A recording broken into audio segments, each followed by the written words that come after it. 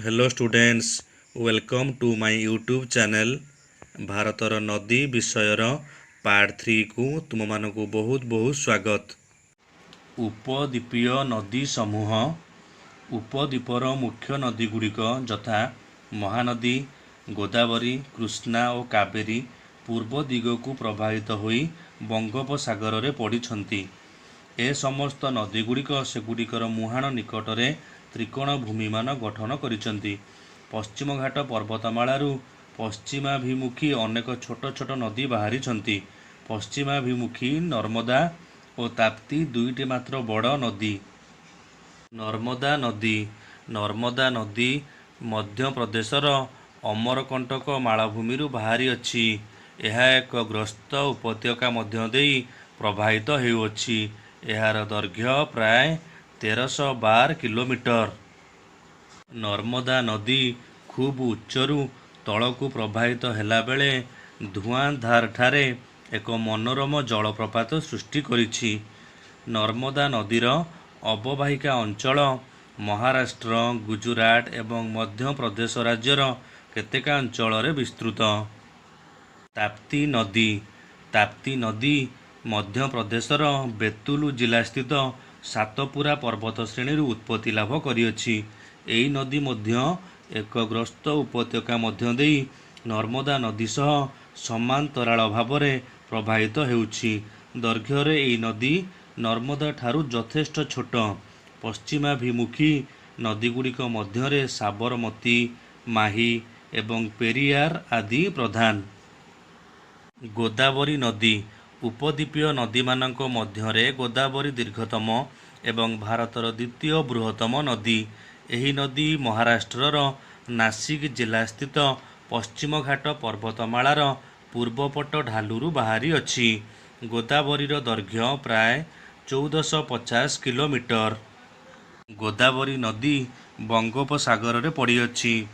गोदावरीर मुख्य उपनदीगुड़िक हेला पूर्णा, वार्धा, प्राणहिता, इंद्रावती, मंजरा, वाईगंगा एवं पेनगंगा। एहार दैर्घ्य और विस्तृति दृष्टिरू गोदावरी को दक्षिण गंगा बोली मध्य कुहाଯାଇଥାଏ। कृष्णा नदी। महाराष्ट्रर महाबळेश्वर निकटस्थ एक झरणारू बाहरी कृष्णा नदी प्राय 1300 किलोमीटर गति कला परे बंगोपसागर रे पड़िअछि। तुंगभद्रा, कोयना, घटप्रभा, मुसी एवं भीमा एहार केतेक मुख्य उपनदी। महाराष्ट्र, कर्णाटक एवं आंध्र प्रदेश रे एहार अवबाहिका अंचल विस्तृत। नागार्जुन सागर डैम कृष्णा नदी उपरे निर्मित। कावेरी नदी। पश्चिम घाट पर्वतमालार ब्रह्मगिरी पार्वत्यांचलरू बाहरी तामिलनाडुर कुडालूर ठारे बंगोपसागर रे पड़िअछि। एही नदीर दैर्घ्य प्राय 765 किलोमीटर। एहार मुख्य उपनदीगुड़िक मध्यरे अमरावती, भवानी, हेमावती एवं काबिनीर नाम उल्लेखयोग्य। कर्णाटकर किछि अंश, केरल और तामिलनाडुरे एहार अवबाहिका अवस्थित। मेटरू ठारे एही नदी उपरे एक जलभंडार सृष्टि करा जाइछि। माने तुमे जानिच कि पृथ्वीर 71% अंचल जल द्वारा आच्छादित एवं 97% भाग जल लुणिया। बाकी 3% मधुर जल मध्यरू 75% बरफ आकार रे रहिअछि। नदी विषय आलोचना करि सारिया परे आमे वर्तमान देखिबा ह्रद। पिला माने तुमे माने केतेक पर्यटन स्थली बुली जाइथिबो एवं सेठारे थिबा ह्रदरे नौका विहार, संतरण एवं अन्यान्य जल क्रीड़ा मध्य उपभोग करिथिबो। श्रीनगर, नैनीताल, उद्गम मंडलम, चिलिका आदि स्थान रे ह्रद नथिले से सबु स्थानर एते आकर्षण थांता कि ना नथांता। तेणु ह्रदर अवस्थिति गोटे जागा को पर्यटक मानकु आकृष्ट करिथाए।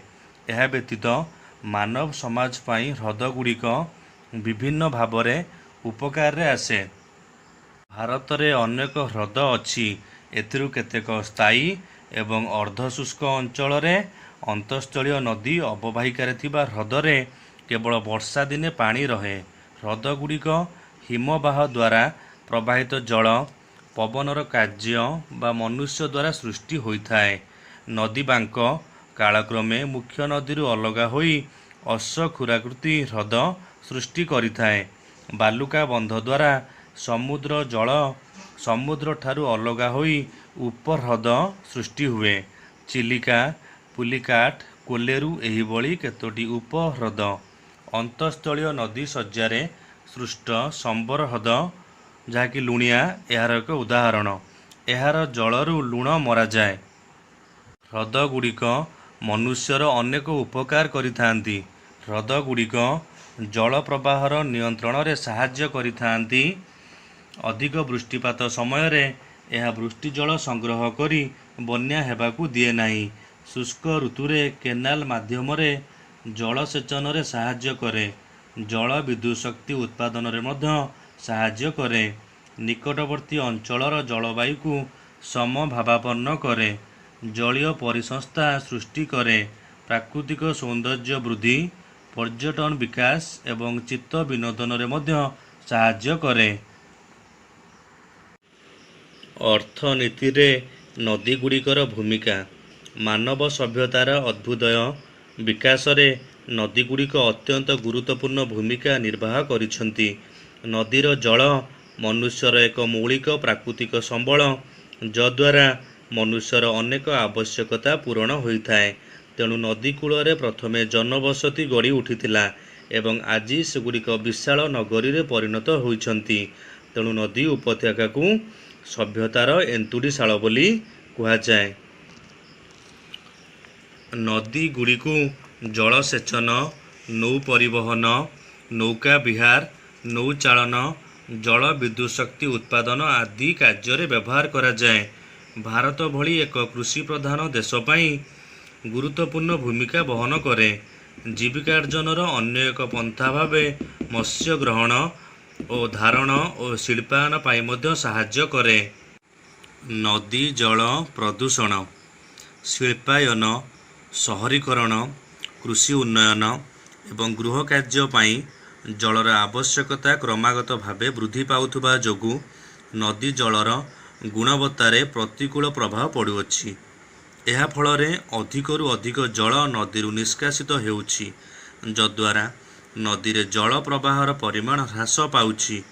ଅପରପକ୍ଷରେ ନର୍ଦ୍ଦମା ଜଳ ଓ ଶିଳ୍ପଗୁଡ଼ିକରୁ ବାହାରୁଥିବା ବର୍ଜ୍ୟବସ୍ତୁ ଏବଂ ଅପରିଷ୍କାର ଜଳ ନଦୀଧାରରେ ମିଶୁଥିବାରୁ ନଦୀ ଜଳ ପ୍ରଦୂଷିତ ହେଉଅଛି।